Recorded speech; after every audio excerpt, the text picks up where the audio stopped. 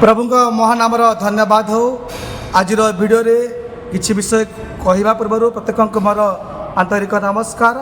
आउ जहाँ YouTube channel देखुं ताऊँ चिंतन यूट्यूब चैनल तरफ आम शुभेच्छा करुँ स्वागत करुँ। बर्तमान आज अतिथि भाव में किसी खोला कथा सामटा निमंत मुझे पहुँची आम सम्मुखें अच्छा आचार्य शांतमूर्ति वर्धन आगे आपण को आम स्वागत करुँ। नमस्कार। तो सर प्रथम आपण को अनेक दिन पर देखी मत बहुत खुशी लगेगा। तो केमी अच्छा प्रथम कहतु। प्रभु दयारू आपण मान प्रार्थना भल अच्छी जदिपि मो हैंडिकैप हो जाइए मोर गोड़ लेफ्ट गोड़टी आंठू पर्यंत कटा जाइए तथापि मो मनरे खुशी रे शांति आनंद रे अच्छी। तो आपण नाम तो शांतिमूर्ति वर्धन आप शांति अच्छा जहाँ भी। तो आज मो पहुँचार गोटे अभिप्राय रही जे गोटे विजन रही प्रभु को लोक मान ईश्वर वाक्य को हे आ तुमरी अतीत नेता मान स्मरण कर कही से उद्देश्य नहीं मुझे निकट पहुँची। प्रदर्शक मैंने तो आज्ञा को देखुले अनेक परिचय पाई तथापि अभूला कीर्ति को मो जीवन में जीवंत रखापी मुझे आसी पहुँची। तो सर आपण सेवा कार्य मध्य केतोटी आश्चर्य अनुभूति कथा रही जहाँ गुप्त भाव में अनेक जीवन पहुँची पारना एक माध्यम पहुँची ता मीडिया माध्यम ए सुजोग पाइछु। तेणु प्रथम जानवा चाहे प्रभु को आपण केबे ग्रहण कले प्रथम कथा कहूँ। मु प्रभु जी ख्रीष्ट को 1972 मसीह मु ग्रहण कली से मसीह जल दीक्षा नेली पवित्र आत्मा बाप्तिस्म नेली आ प्रभु मते से दिन ठारू ए पर्यंत व्यवहार कर नौ। तो धन्यवाद। आज्ञा का प्रथम कथारू आम बुझीपारू जे 1972 साल से प्रभु को ग्रहण कले। तो सुसमाचार आप केमती पाइले जितेबले मु बाप्तिस्म नेली मंडली रे 8 वर्ष मो स्थानीय मंडली रे रायगढ़ बाप्टिस्ट मंडली रे मु सहसंपादक भाव 8 वर्ष कार्य कली। कार्य कला परे प्रभु मते आह्वान कले सुसमाचार प्रचार करने निमंते आ 1980 मसीहा ठारू सुसमाचार कार्य आरंभ कली। प्रिय दर्शक मैंने शुणुले आज्ञा द्वितीय कथाटी आम जानुलु जे तांको सेवा कार्य प्रथम अनुभूति होची स्थानीय मातृमंडली रायगढ़ ठारे 8 वर्ष संपादक कार्यक्रम कर आसु प्रभु तांको आह्वान देले जे तुमर दायित्व होची सुसमाचार प्रचार करबा काम। तो प्रथम सुसमाचार आप क्योंटू देथिले मुझे प्रभु ठारे प्रार्थना कली प्रभु मु क्यों स्थान को जाइकरी वाक्य प्रचार करी सेतेबेले प्रभु मते बुरुजांग अंचल को मते देखले सेठी कहले सेठी अनेक भाई भूणी माने हिंदू अवस्था अच्छा निकट को तुम जाए वाक्य प्रचार कर।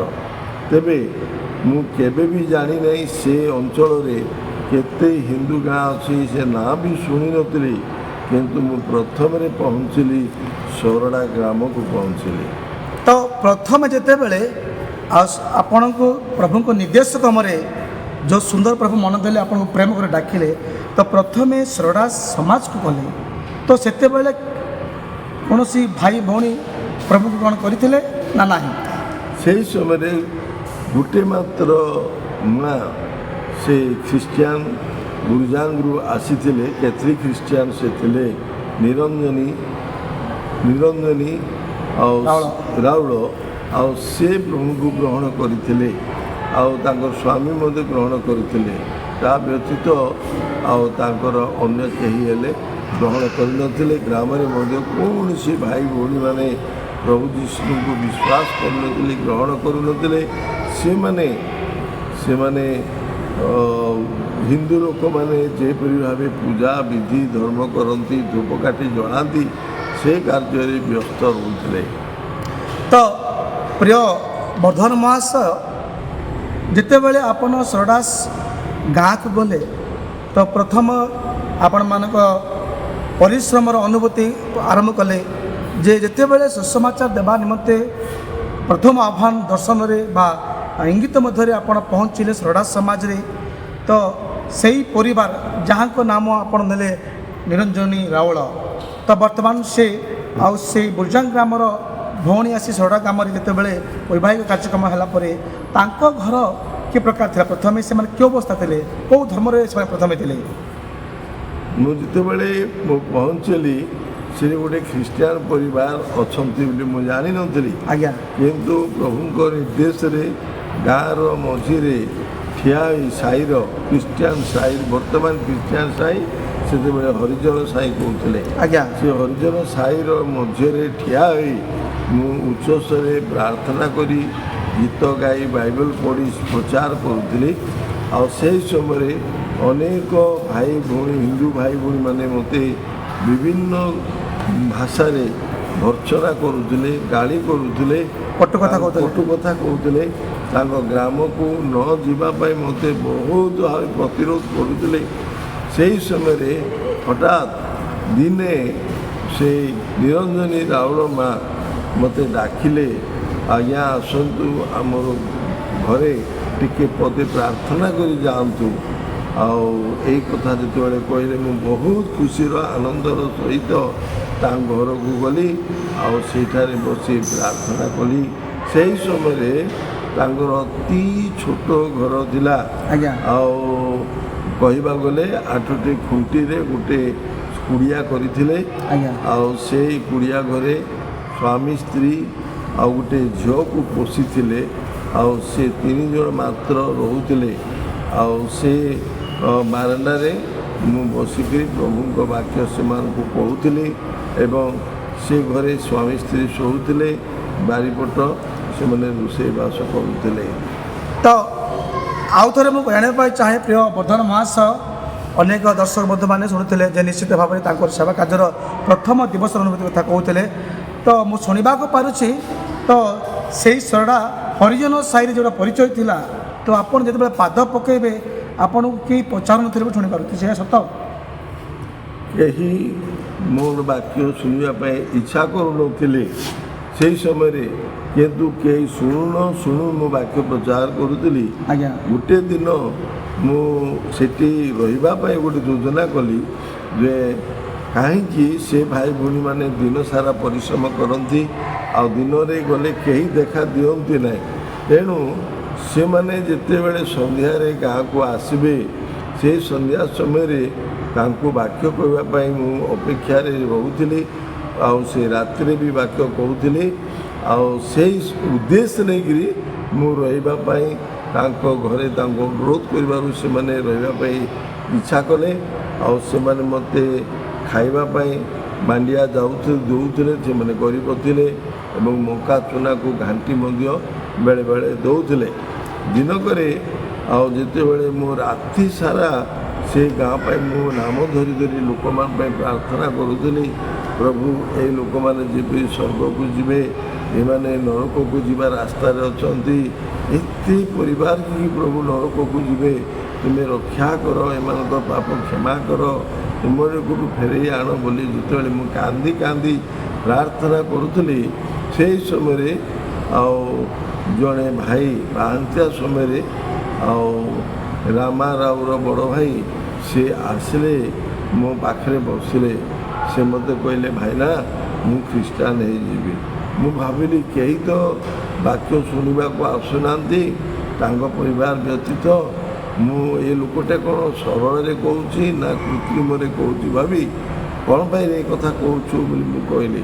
ସେ କହିଲେ ନା ଆପଣ ଆମ ଗାଁ ପାଇଁ କାନ୍ଦି କାନ୍ଦି ପ୍ରାର୍ଥନା କରୁଛନ୍ତି ଆଉ ମୁଁ ସମ୍ଭାଳି ପାରୁନାହିଁ ଏଣୁକରି ମୁଁ ଆଉ ହିନ୍ଦୁ ଧର୍ମରେ ରହିବି ନାହିଁ ପୂଜାବିଧି କରିବି ନାହିଁ ମୁଁ ଖ୍ରୀଷ୍ଟିଆନ ହେଇଯିବି ସେତେବେଳେ ମୁଁ ବହୁତ ଖୁସି ହେଲି ଆନନ୍ଦ କଲି ତାଙ୍କ ଘରେ ପ୍ରାର୍ଥନା କରିବା ପାଇଁ ମଧ୍ୟ ମୁଁ କହିଲି ସେ ଭାଇ ମଧ୍ୟ ଦ୍ୱାର ଖୋଲିଦେଲେ ତାଙ୍କ ଘରକୁ ନେଇ ପ୍ରାର୍ଥନା କରିବା ପାଇଁ ସୁଯୋଗ ଦେଲେ प्रिय दर्शक मैंने आप शुणुते जे श्रड़ा शाखा समाज बा मंडली कि प्रकार गठन होती तार प्रथम पर्यायर कथा आम शुणुलु तो रामा चिंतालु बड़ भाई ना हूँ आपारो चिंतालु तो तांको सहित एतेबेले से संपर्क हेले आउ से बस्ती मध्य अर्थात हरिजन साई कौन से प्रतिवाद आउ घटिला कि नहीं तापरे जेतेबेले से यही कथा कहले तापरे रामांको सहित मध्य आमर घनिष्ठ आसिला कारण से जनक घरे दास काम करुले गौड़ घरे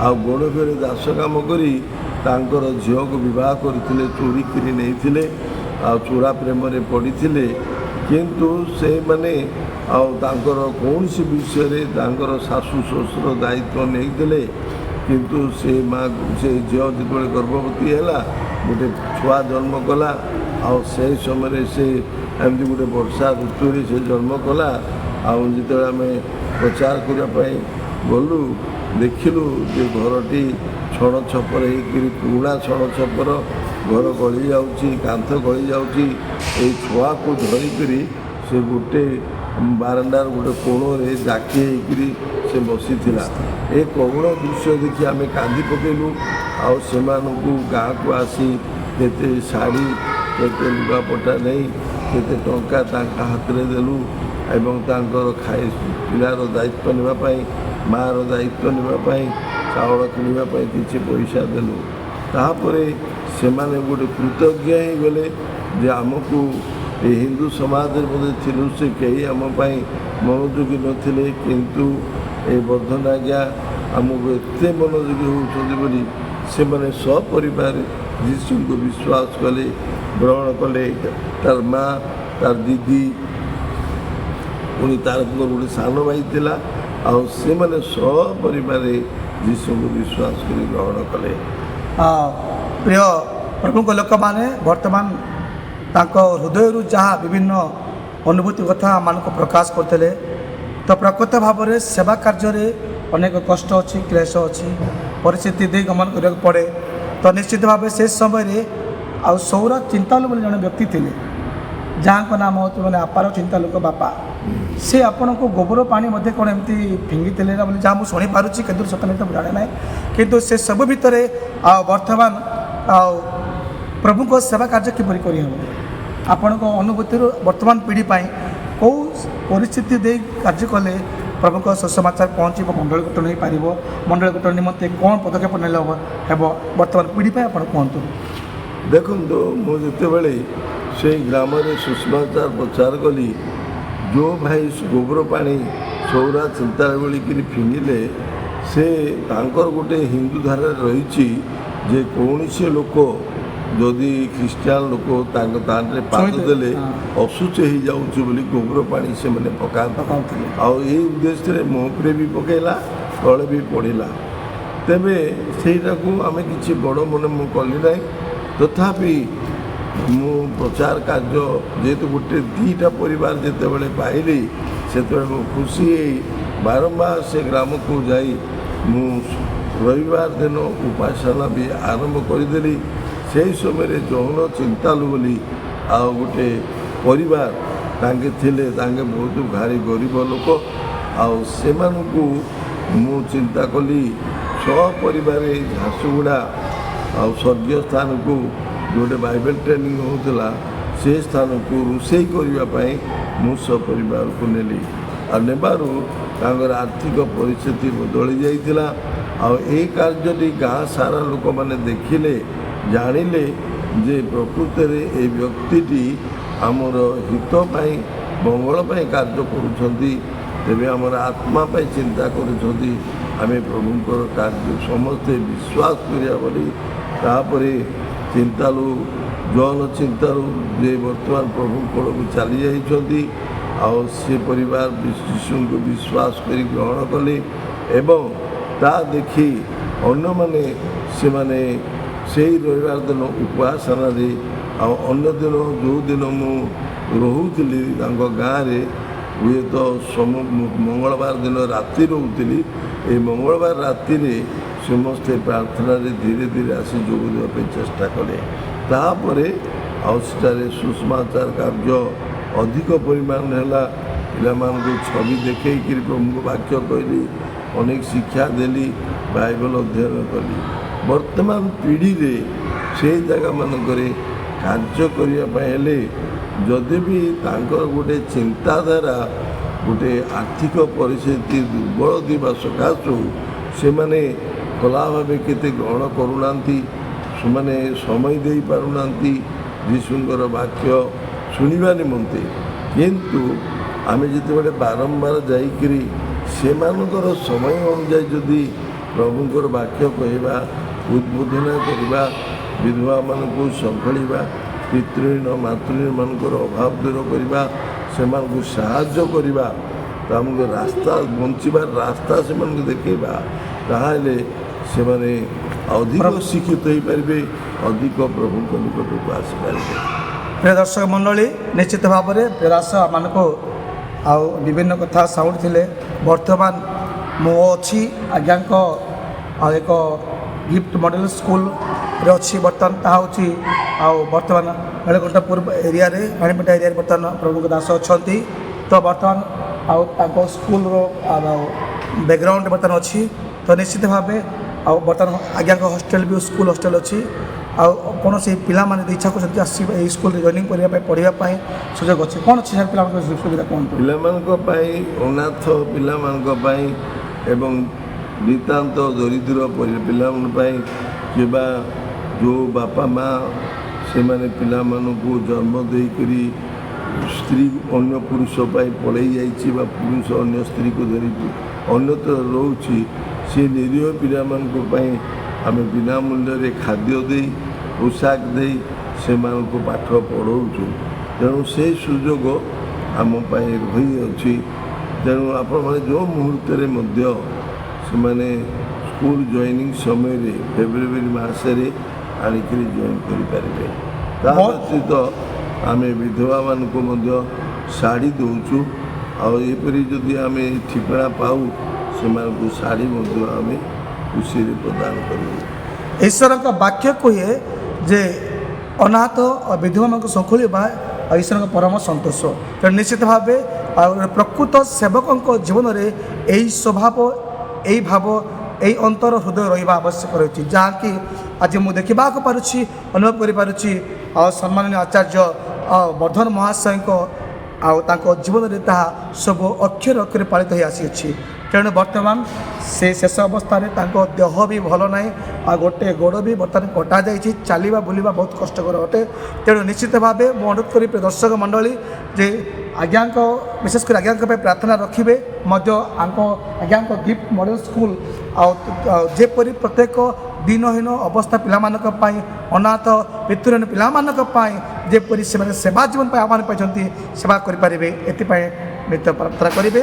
ଯଦି ଆବଶ୍ୟକ ହେଲେ ନିଶ୍ଚିତ ଭାବେ ଆପଣମାନେ ଏହି ପ୍ରକାର କୌଣସି ପିଲା ପାଣି ଅଛନ୍ତି, ନିଶ୍ଚିତ ଭାବେ ଆସି ଯୋଗାଯୋଗ କରିବେ ଏସବୁ କଥା। ଆଉ ଗୋଟେ କଥା ପଚାରିବି ବର୍ଦ୍ଧନ ମହାଶୟ, ଆଚ୍ଛା ବୁର୍ଜାଙ୍ଗ ମଣ୍ଡଳୀ ପାଇଁ ଆପଣଙ୍କର କ'ଣ ସୌଭାଗ୍ୟତା ରହିଛି, ସେଥିରୁ ଶେଷ କଥା କୁହନ୍ତୁ। ମୋର ଜଣାରେ ଯେହେତୁ ପ୍ରଭୁ ମୋତେ ବୁର୍ଜାଙ୍ଗ ମଣ୍ଡଳୀକୁ ଯିବା ପାଇଁ ମୋତେ କହିନଥିଲେ, ଯେହେତୁ ତାହା ଆଉ ମାନେ ମଣ୍ଡଳୀ ଭାବେ ପରିଗଣିତ ହୋଇଯାଇଥିଲା ଅଜୟଗଡ଼ର ଶାଖା ମଣ୍ଡଳୀ ଭାବରେ, ଏଣୁ ମୁଁ ବୁର୍ଜାଙ୍ଗ ମଣ୍ଡଳୀରେ ମୁଁ ବିଶେଷ ଯିବା ଆସିବା କରେ ନାହିଁ। କେବଳ କରୁନଥିଲି, କେବଳ ବାହ୍ୟ ରୂପେ ଭାବେ ସେ ଦେଇକରି ପୂଜା ଜଗନ୍ନାଥପୁର ଯେତେବେଳେ ଯାଉଥିଲି ସେହି ସମୟରେ ଭାଇ ଭଉଣୀମାନଙ୍କ ସହିତ ଚାଳକ ସହିତ ସାକ୍ଷାତ କରୁଥିଲି। ଆଉ ସେହି ସମୟ ମଧ୍ୟରେ ମୁଁ କେତେ ବ୍ୟକ୍ତିଙ୍କୁ ଦେଖିଛି। ରାମ ରାଉଳ ଭଳି ଜଣେ ବ୍ୟକ୍ତି ଥିଲେ, ଯିଏକି ସରଡ଼ା ପାଇଁ ସେ ବହୁତ ଦୃଷ୍ଟିପାତ କରୁଥିଲେ ଆଉ ସେ ଭାରଗ୍ରସ୍ତ ଥିଲେ। ତାପରେ ତାଙ୍କ ପିଲାମାନେ ମଧ୍ୟ ଭାରଗ୍ରସ୍ତ ହେଲେ। ଆଉ ସେ ଆମକୁ ବହୁତ ପ୍ରେମ କରୁଥିଲେ, ସ୍ୱର୍ଗୀୟ ରାମ ରାଉଳ। ଆଉ ତାଙ୍କ ପିଲାମାନେ ବି ପ୍ରେମ କରନ୍ତି। ଆଉ ସେମାନେ ଚାହୁଁଥିଲେ ଯେ ସରଡ଼ା ଶାଖା ମଣ୍ଡଳୀକୁ ତାଙ୍କର ମଣ୍ଡଳୀ କରିବା ପାଇଁ, ଶାଖା ମଣ୍ଡଳୀ କରିବା ପାଇଁ ମଧ୍ୟ ସେମାନେ ଯୋଜନା କରୁଥିଲେ। ଆଉ ସେଥିପାଇଁ ସେମାନେ ତାଙ୍କ ଉପରେ ବେଶୀ ଦୃଷ୍ଟିପାତ କରିଥିଲେ। ବୁର୍ଜାଙ୍ଗ ଗୋଟେ ପ୍ରାଚୀନ ମଣ୍ଡଳୀ, ତାହା ଏପର୍ଯ୍ୟନ୍ତ ବଞ୍ଚି ରହିଛି। ଆଉ ବିଭିନ୍ନ ପ୍ରକାର ପରିସ୍ଥିତିରେ ମଧ୍ୟ ବଞ୍ଚି ରହିଛି। ଆଉ ବିଶେଷ କରି ମୁଁ ଧନ୍ୟବାଦ ଦେଉଛି ପାଉଲ ଯେପରିକି ଦ୍ୱିତୀୟ କରନ୍ଥିରେ ଲେଖିଛନ୍ତି, କରନ୍ଥୀୟ ମଣ୍ଡଳୀ ବିଶ୍ୱାସୀମାନଙ୍କ ପାଇଁ ଆଜି ସରଡ଼ା ଗ୍ରାମ ହେଉଛି ସେ କରନ୍ଥୀୟ ମଣ୍ଡଳୀ ସଦୃଶ। ଯେହେତୁ ମୋର ବାକ୍ୟ ସେମାନଙ୍କ ହୃଦୟରେ ପବିତ୍ର ଆତ୍ମାଙ୍କ